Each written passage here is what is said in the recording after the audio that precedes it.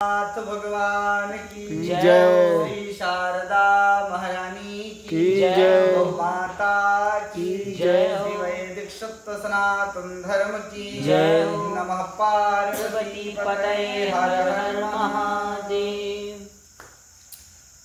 परम श्रद्धेय अकारण करुणा वरुणालय भक्तवांशा कल्पतरु तड़ित आनंदित श्री भगवान भैरवनाथ जी के समक्ष सन्मुख श्री शारदा मैया के प्रांगण में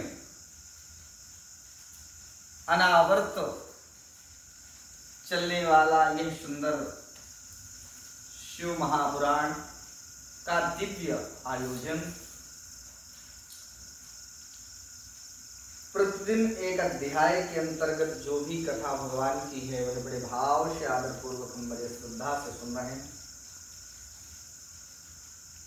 बीते हुए दिवस में हम द्वितीय अध्याय की कथा का श्रवण किए हैं। आज पुनः तृतीय अध्याय की कथा में मन को लेकर के चलेंगे और ये श्री शिव महापुराण के अंतर्गत ये जो महात्म बताया गया है उस महात्म की कथा का श्रवण करना है। शिव महापुराण का उल्लेख जो गायन किया है वह स्कंद महापुराण है। स्कंद महापुराण के अंतर्गत जो महात्म की कथा शिव पुराण का सुंदर वर्णन किया गया है वह स्कंद पुराण कहते हैं। स्कंद पुराण में लिखा है कि महाराज सौनकुवाच सूत सूत महाभाग सर्वज्ञोऽसि महामते त्वत्प्रसादात् कृतार्थोऽहं पुनः पुनः। पूर्व प्रसंग में हमने देवराज और शोभावती की कथा हमने श्रवण किया। किसकी देवराज और शोभावती की। आज श्री शौनक जी महाराज ने प्रश्न किया कि हे महाभाग सूत जी आप सर्वज्ञ हैं, हे महामते आपके कृपा प्रसाद से मैं बारंबार कृतार्थ हुआ। इस इतिहास को सुनकर मेरा मन अत्यंत आनंद में निमग्न हो रहा है। अतः अब भगवान शिव में प्रेम बढ़ाने वाली शिव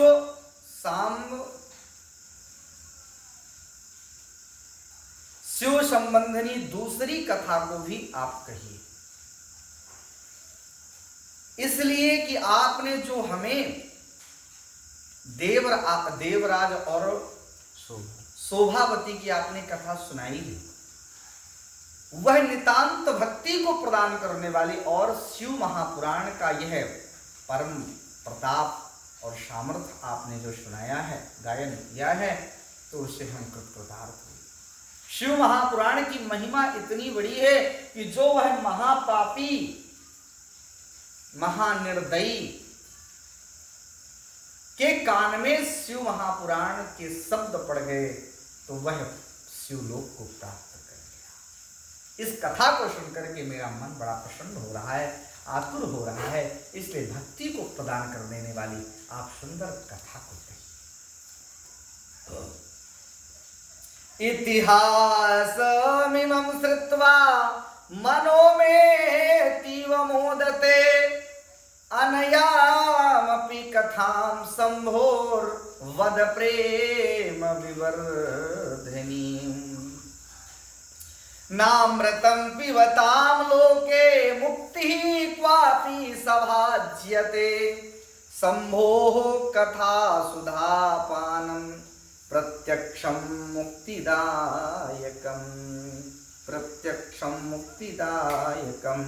धन्या धन्या कथा शम्भो त्वं धन्यो धन्य एव च यदा कर्णनमात्रेण शिवलोकं व्रजे नरः।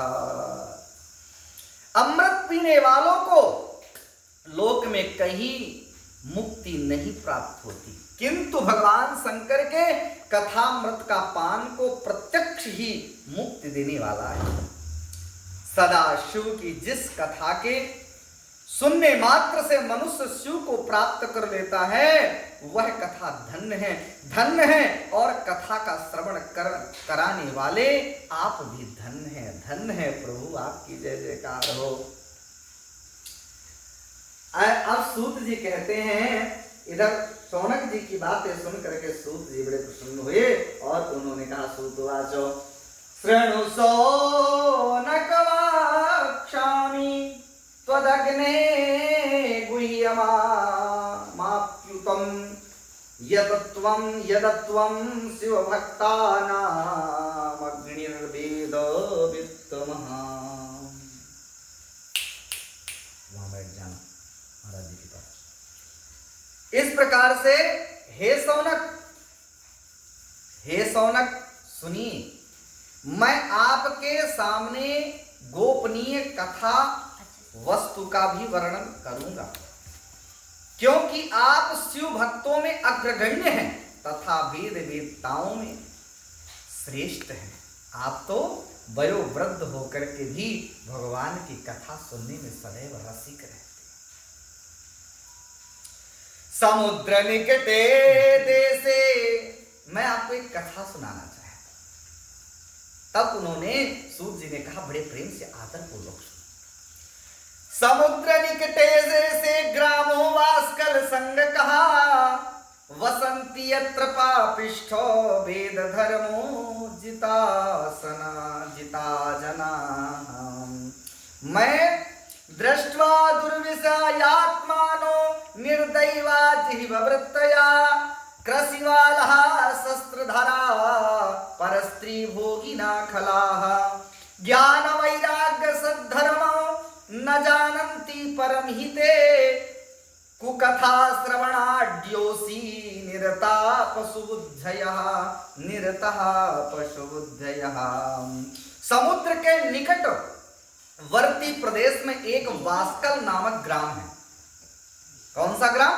समुद्र के निकट प्रदेश एक वास्कल नामक ग्राम है, जहां वैदिक धर्म से विमुख महापापी दुज निवास करते।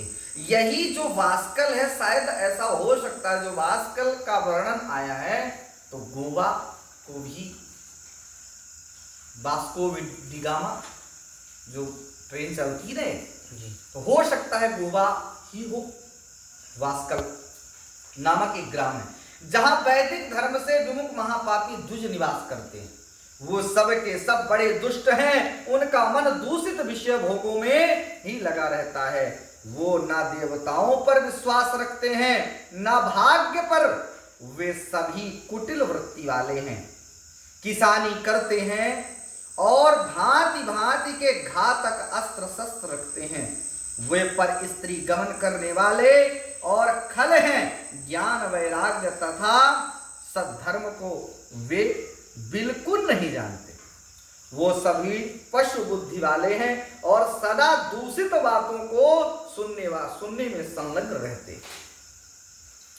अन्य वर्णश्च कुधिया स्वधर्म विमुखा खला कुकर्म निरता नित्यम सदा विषयणते।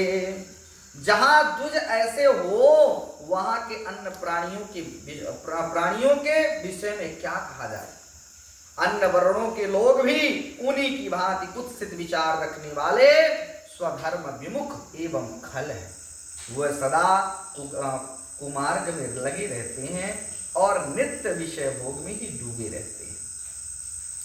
स्त्रिया सपर्यश्च कुटिला स्वैरिण्या पाप लालसा कुधियो व्याभिचारिण्यः सद्वृत्त्याचार वर्जिताः। वहां की सब स्त्रियां भी कुटिल स्वभाव की, स्वेच्छाचारिणी, पापसक्ता, कुत्सिता विचार वाली और व्यभिचारिणी हैं। वो सदव्यय